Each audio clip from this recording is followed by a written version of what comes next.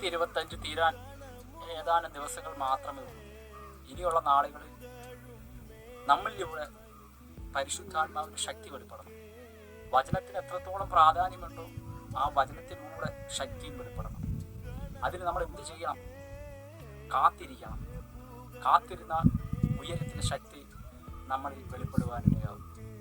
യേശു കർത്താവ് 40 ദിവസം ഫാസ്റ്റ് ചെയ്യാനിടയായി. ആ 40 ദിവസം കഴിഞ്ഞ് ഗലീലയുടെ ബോർഡർ കയറിയപ്പോൾ ആ ദേശമൊക്കെ യേശുവിൻ്റെ ശ്രുതി കേൾക്കുവാനിടയായി. യേശു അത്ഭുതം ചെയ്തില്ല, അടയാളം ചെയ്തില്ല, വചനം പ്രസ്താവിച്ചില്ല. പക്ഷെ യേശുവിൻ്റെ പ്രസൻസ് വന്നപ്പോൾ, ശക്തിയോടെ പ്രസൻസ് വന്നപ്പോൾ ദേശം അവൻ്റെ ശ്രുതി കേൾക്കുവാനിടയായി. ഇനിയുള്ള നാളുകളിൽ നമ്മളൊന്നും ചെയ്തില്ലെങ്കിൽ നമ്മളൊരു ദേശത്ത് കാലി ചവിട്ടുമ്പോൾ ആ ശക്തി വെളിപ്പെടണം.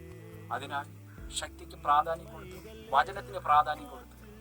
ഈ 2025 കാത്തിരിക്കുന്നൊരു വർഷമായി 2026 കയറുമ്പോൾ ശക്തിയോടെ മൂവ് ആവുന്നവരായി തീരുക.